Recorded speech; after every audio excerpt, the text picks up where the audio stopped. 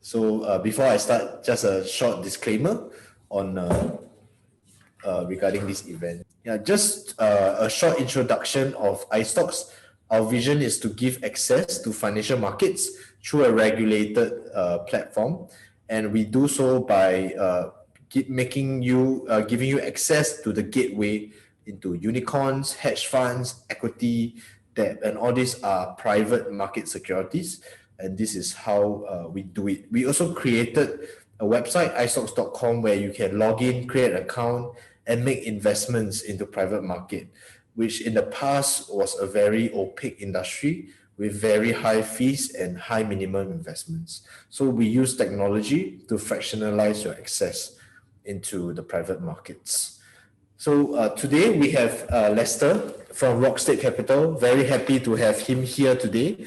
He's the CEO and founder of Rockstate Capital Group, where they started off as a private equity and pre-IPO investment house, and now they have also created EAM for more and more family offices and high net worth individuals to give them proper advice as well as asset allocation. I met Lester around a year ago, and that's where I learned a lot about the EAM industry, and he's here today to share with you. He has amassed a lot of experience in the accounting industry as well as in the IPO space and also in Forex, and he will share with you what EAMs are here in Singapore and here to value add to your wealth experience and wealth planning. So I'll pass it over to Lester to introduce you, his company, and then teach you more about the EAM space. Yeah, hi everyone. My name is Lester. Thank you, Nigel and iSTOX for organizing this event. Before we dive into the EAM topic, let me give you a brief of who we are and what Rockstate Capital is all about. We were established in 2005, and we have experience in private equity fund management, including investing in pre-IPO investments in the like of convertible bonds and convertible loans. We reinvented ourselves and we ventured into family office planning and EM space. As of now, we also manage our hedge funds. So we are under the regime of the registered fund management companies administered by MAS. So we are able to partake in regulated activities which include fund management and external asset management. We're also one of the 8 funds which qualifies as a GIP fund. This is basically a migrant fund targeted at foreign entrepreneurs who are keen to have a green card in Singapore. So at present, we manage 5 PE and hedge funds with a combined AUM of about 250 million. So Nigel asked me to put down our mission statement, and I won't recite the whole thing, but I would like to say that we treat our clients well as if it's ours. And I think the word wealth means a lot to different people. A lot of places you can read about advertisement on wealth planning, retirement planning. You know, when you meet your friend, you will tease each other, when are you going to retire and so on. Let's go back and look at the meaning of retirement planning. I think during our grandparents' time, retirement planning were undertaken by companies and government in the form of pension. Subsequently, we have, at least in Singapore, what we call compulsory saving or CPF. So in that sense, wealth managements are very limited to buying property, financing installments, and maybe using access to invest in CPF-approved stock.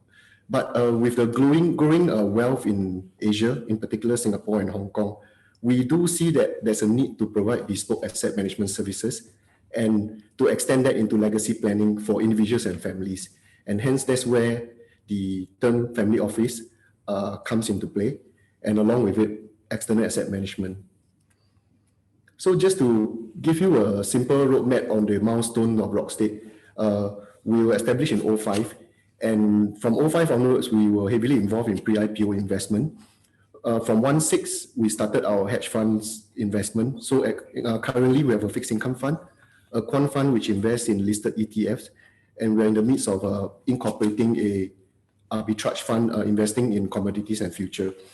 Now, what's interesting is on the lower left, we launched our EAM segment in 2018. Currently, we have alliance with 8 banks and financial institutions. We will speak more about what the alliance means. And in 2020, we set up the VCC, which is a variable capital company, a form of company that can be used for wealth management as well as fund management. So above that, we have successfully obtained the necessary tax exemption for our VCC. So let's go straight into what EAM means. EAM, or external asset management, simply means that we are not under the payroll of the bank. We are able to advise client on investment and portfolio management from outside the bank. So as you can see, the banks continue to hold the client's assets, except that we provide independent advice from outside the bank. So there are four main points here that we can associate with EAM. First of all is the degree of independence. For RM for conventional RM in the bank, they are bound by very strict banking rules such that they cannot carry products that are not offered by the bank. So in that sense, they have very limited product offerings to their client. And more than often, they are trying to fit their clients into their product offerings instead of trying to tailor investment product to a client's investment objective. So by being an EAM, we are not within the restriction of any single bank. Instead, we can recommend products that's in the entire marketplace. So as you can see, this gives us a broader spectrum of products to work with, and often at a more competitive spread and commissions. So it benefits the client in that we can fully tailor investment portfolio that is bespoke for them. There's a greater alignment of interest with client in that EM managers do not chase after revenue numbers. They don't have in-house quotas. So there's even a client who are beginning to be receptive of splitting investment profit with their investment manager. And as you can see, this will promote the alignment of interest between the client and the managers. EM also provides an avenue for clients to have a deeper relationship with the managers. And these are often done with a longer term view.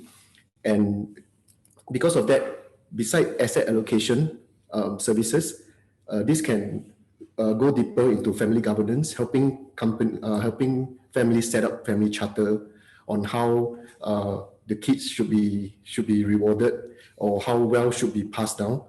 This involves estate and tax planning, and at times even client personal investment in other companies. They do need a go-to person for corporate advisory at M&A, and that's where EM manager can come in.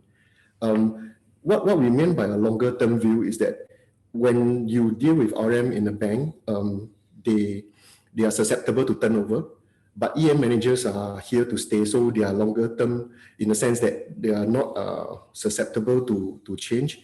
And also in the sense, EAM can manage multiple accounts across a client's portfolio, meaning of all the 8 banks that we work with, we are able to manage all 8 of clients' account within the 8 banks as a single point of contact. There's no lack of statistical evidence that the number of high net worth and ultra high net worth in Asia has increased over the past decade, and we believe this number will continue to increase. In Singapore alone, just to give you an indication, about 5% of the current wealth in Singapore is under EAM. We do see great potential for EAM to grow in this region, especially Hong Kong and Singapore. In Europe, EAM is nothing new. Some family offices have been around for more than 200 years. So it's a tried and tested formula in Europe. Singapore has just caught on the EM space in the last decade, and we believe there's a potential growth in this segment. For illustration's sake, in Switzerland, about 40% of the country wealth is under EAM management. So as compared to where Singapore is now, it's only 5 to 6%. We have put together the diagram to show how EM works. Basically, there are 3 parties involved: the private bank, the client, and the EM manager. So the private bank continue to provide account and custody services. So all the assets of the client stays with the bank. The only thing that changed is that the manager or the advisor, which is the EM manager, sits outside of the ecosystem. And because they have access to a whole suite of products from outside the bank, they are able to provide better investment planning and portfolio management to the client. So it's important to note that at all times, the assets are still custodized within the bank, with the beneficiary being the client, and the EM managers are only empowered to make decisions on how assets should be managed through a LPOA, which is a legal instrument known as the limited power attorney.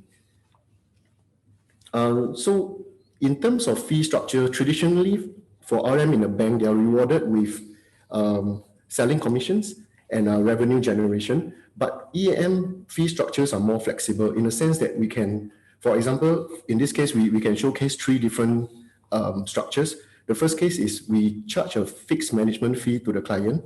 So regardless of the number of transactions that happen during a year, the management fee is fixed. And so this will benefit clients who trade frequently. On the other extreme, we also have a performance fee scheme, which in that the EM managers are not rewarded with any recommendation, but they have a cut on the profit that they generate for the client. And increasingly, we do see clients' willingness to partake in this form of EM fee structure because it aligns the interests of both the client and the advisor. And of course, in anything, there's always a hybrid scheme in which it sits in the middle of a lower management fee and performance fee. So we do work with all the banks, and it's important to note that the banks are our service provider, and we complement each other in terms of our services.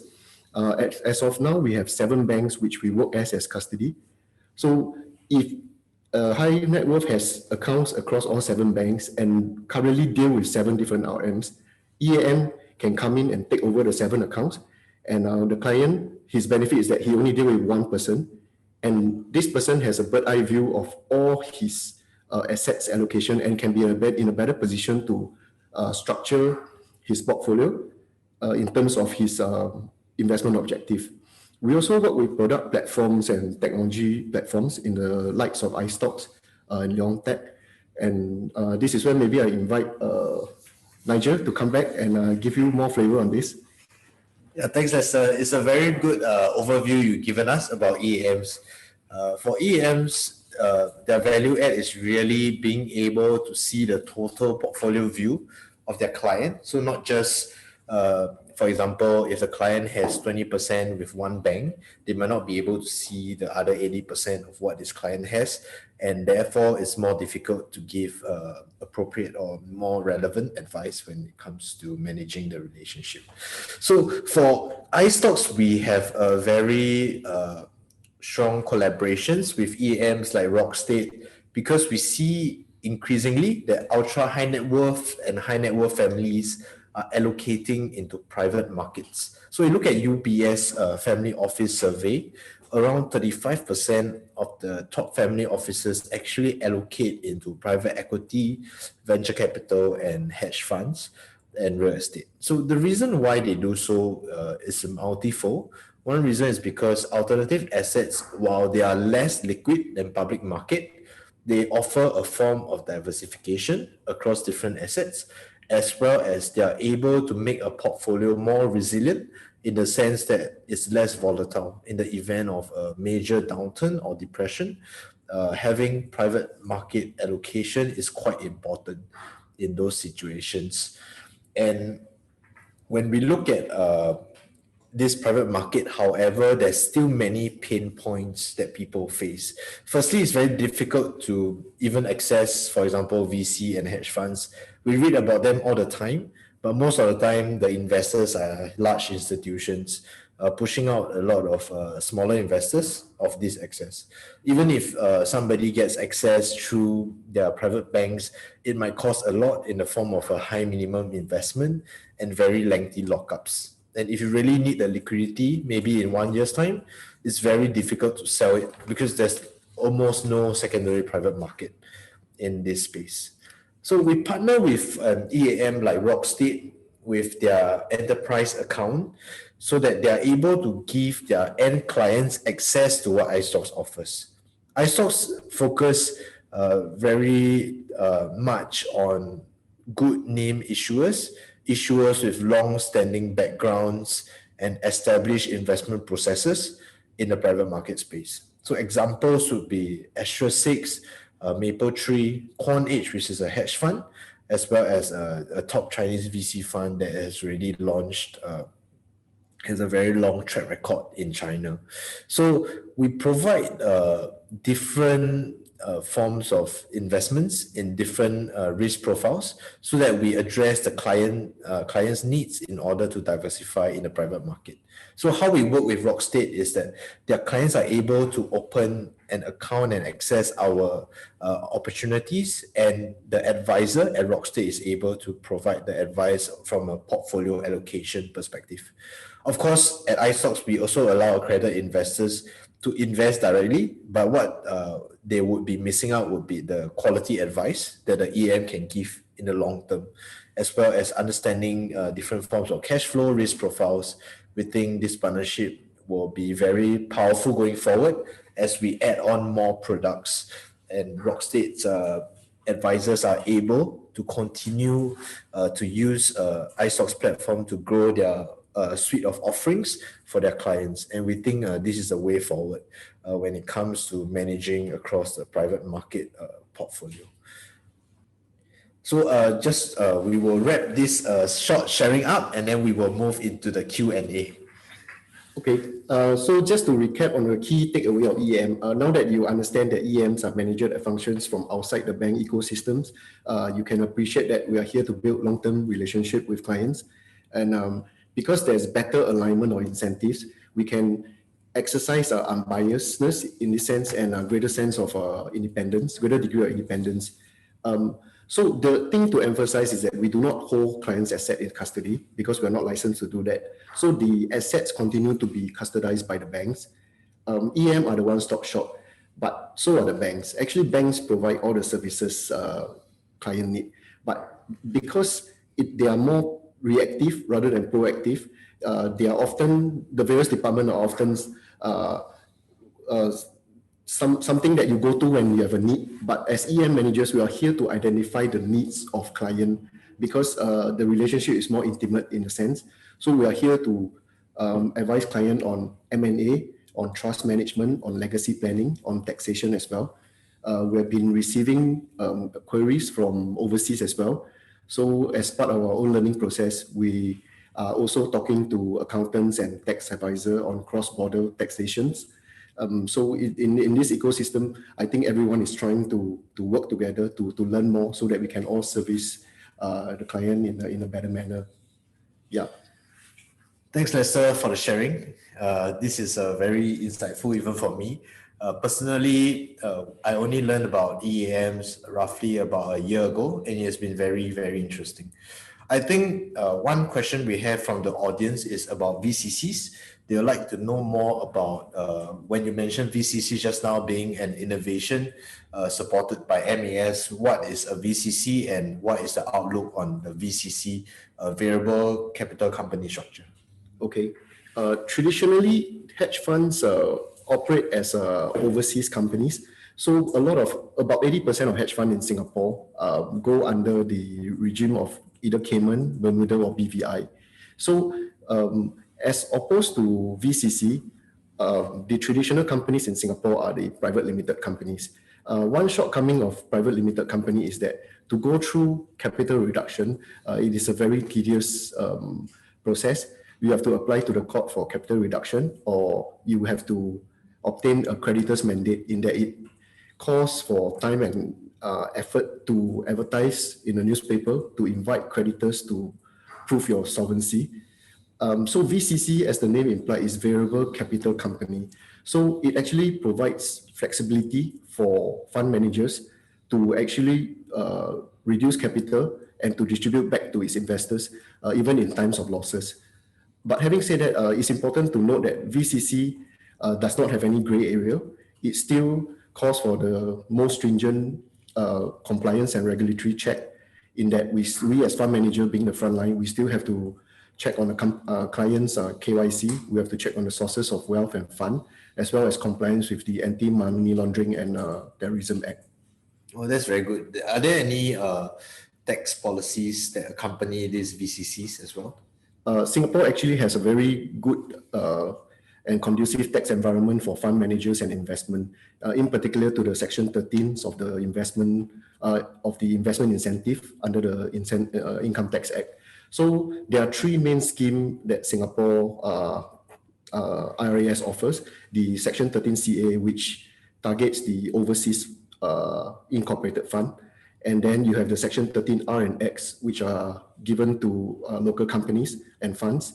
And so for Rockstate, we have already been given and been granted the Section 13X on our VCC.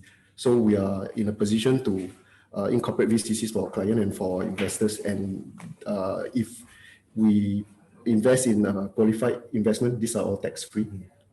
That's very good. I have one question on long-term relationships. So you mentioned at the start of your interview, your sharing, that EAMs are hyper-personalized, providing very good service to your clients. So is there any situation where you had to go out of your job scope to help one of your EAM clients? Right.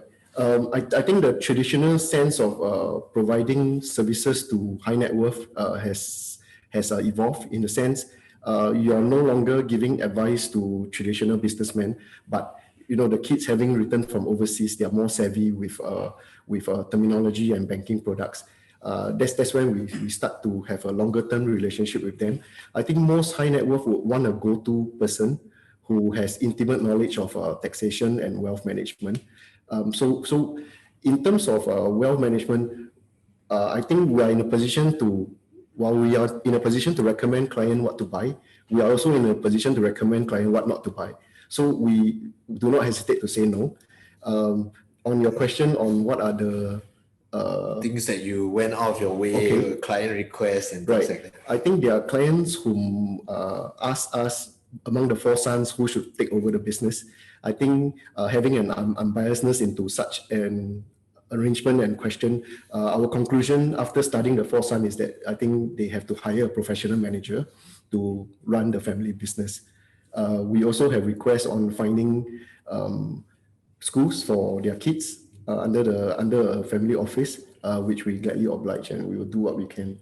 Oh, that's very good. I think looking it from a more holistic perspective and multi-generation view is what you really provide to these external asset management clients. Right. Yeah, I think maybe we can also, there's a question on, we are partnering with iSTOX for making private markets possible for your clients. So what is your view on that, and how do you expect, how do you plan to grow that portion, I guess? I think one thing for me which motivates me to start the EM desk is that I have a desire to bring non-banking products to clients. And I think sometimes when a good product gets cascaded down through the bank, is often not palatable anymore because of fee structures and so on. So iSTOX fit into this objective of ours, in that through blockchain and fractionalization, they are able to provide our client with a catalog of products in hedge fund and VC that are often not available on banking platforms. Thanks for the answer. I think we have a question from Derek.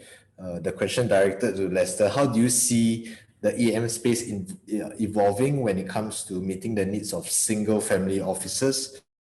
And how do you manage the relationship between your clients? Is it through an RM from the bank? But I think you know the answer to the second part. Okay, I think the relationship will start with the client maybe giving an opportunity for us to manage their wealth through an EM model. And I think most of them will still retain their RM in the respective banks. But we will be grateful if we are given such an opportunity, because it gives the client a chance to contrast against what the EM managers can offer as against what the RM in the bank can offer. I think our approach is more long-term. Our objectives is more aligned, and we will have a wider range of products and services to offer. We have a question from TH Lee. What's the profile of your team? And do you provide team-based advice, or is it like one RM to one client kind of advice? Right. I think where we are is that we did not start off as the EAM platform. We start off as a fund management manager. So I think in our DNA is about making alpha. It's about creating funds, creating products, and being producers.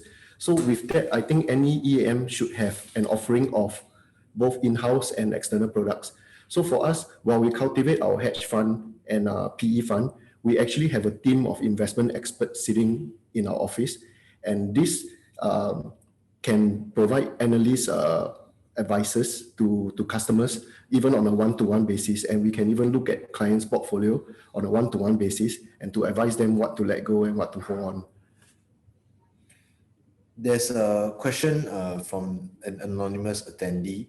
The question is about having in-house funds versus EAMs who purely leverage on external products.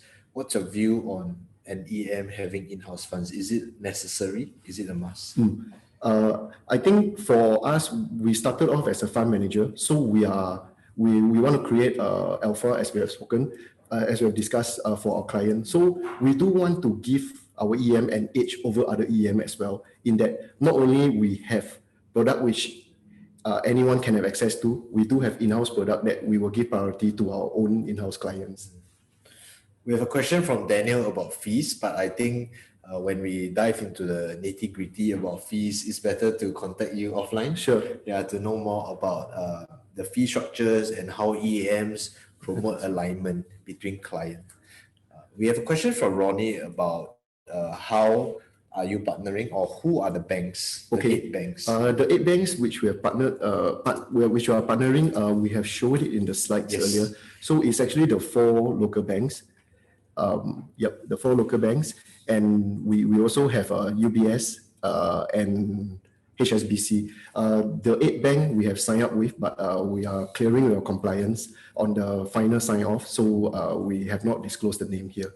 But it's important to know that the banks are our partners. So through them, they feed us analyst report. We can also we also have access to products that they carry, and so for any EM customers, effectively you have 8 banks serving you through us. We have a question from Daniel again about traditional equity and bonds. Do you offer products beyond just traditional equity and bonds?